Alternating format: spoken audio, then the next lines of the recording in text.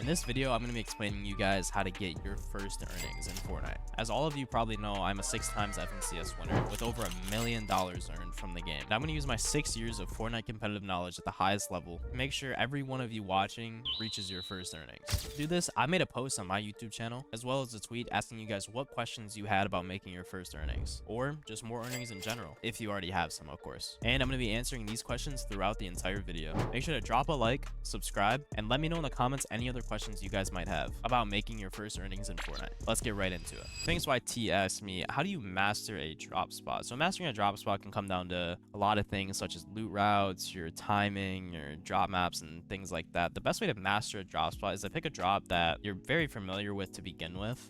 Get a drop map, and then after you get the drop map down, make sure you practice it, just arena, stupid tournaments, stuff like that. And then after you got the drop map part down and you picked where you want to land, you want to go basically you just want to loot it like just normally, and then once you loot it, you have a feeling for where all the chests are, all that good stuff, and then you want to make a loot route. And then once you make a loot route, you want to focus on the main things of timing, when you can leave the POI, where the most mats are, stuff like that, because your loot route wants to be as optimized as possible for speed and efficiency, meaning basically you want to be able to farm mats as quick as possible, leave the POI as quick as possible, and go to your surge base as quick as possible. And to do that, you can go on Fortnite.gg, or you can even go in game and just look for the quickest loot route. And then once you get all of that done, another great way to master a drop spot is to 2v2 your friends, or 1v1 if you're looking for a solo drop spot. And that's just overall is going to give you the most experience quickly for your drop spot. Hooded 1K asked me, how much luck does it take to get your first earnings? This is a very good question because luck does play a factor in your earnings and earning for the first time. If you're playing the solo cash cups, for example, and you're going into endgame and you felt like you played perfect, you have 3 medkits, 4 floppers, splashes, you have everything, and you go into the heal off and you still lose because of one zone tick that you took earlier in the game. But I would say for the most part, luck isn't really a factor if you're good enough.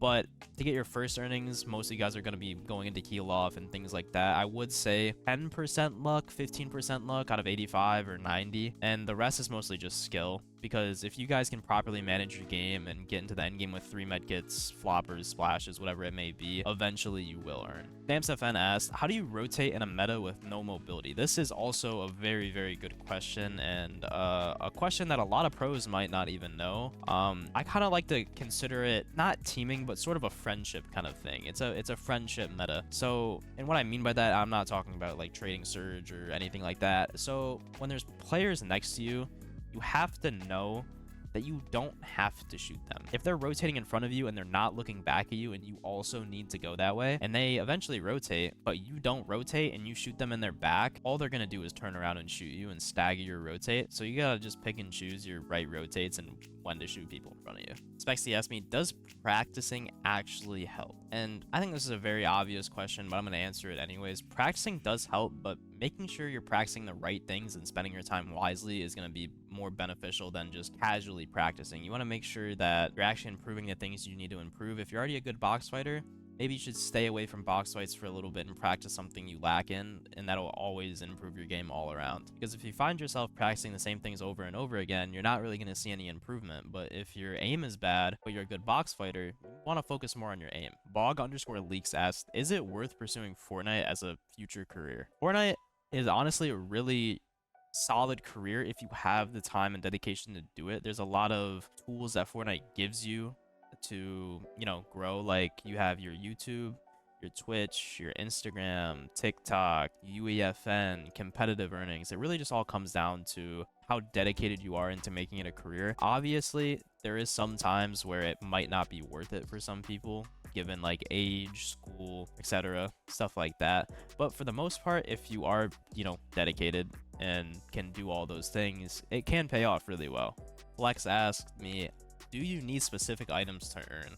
This is a very 50-50 question because some items do help, such as the siphon coin and the radar scanner, but in reality, no, you don't need certain items to earn. The only thing you really do need, which I guess is a certain item, is like medkits, floppers for endgame, and the heal off and the solo victory cup. But other than that, the medallions only increase your chances, but you don't really technically need them. My good friend Mike Scythe asked, how do you go about improving your mechanics in duo chemistry? Improving your mechanics will always come down just to the core practice and playtime, but if you really truly want to grind and like practice the right things, box fighting is always going to be up there. 1v1ing people, realistics, PGs, anything like that. Or even there's a lot of turtle fight maps that help your quick reaction mechanics and such. As for duo chemistry, same thing. It basically goes with like playtime and playing scrims together and playing the stupid tournaments together. Even hanging out with them outside of a Fortnite setting is all very good ways to build a good duo chemistry. Also, not dropping your duo. If you find yourself consistently looking for new duos, obviously the chemistry is not going to instantly be there. So it's always better to just sort of focus on practicing as much as you can.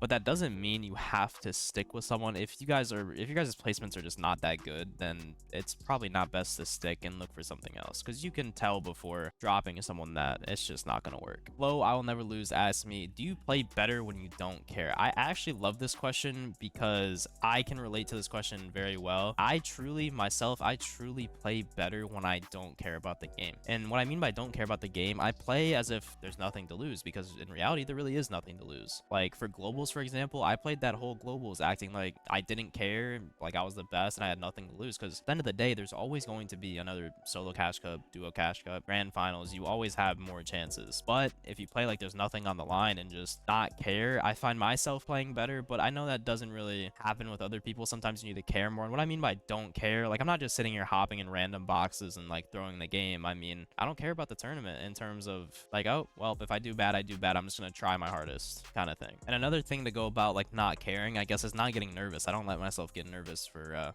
tournaments, because you're just gonna find yourself playing way worse. Kevin asked, what is the best way to improve your aim on controller?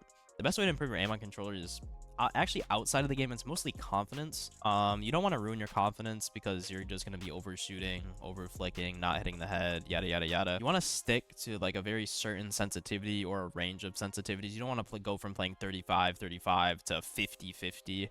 Just stay neutral, stay in the area that you know, and then your aim should improve.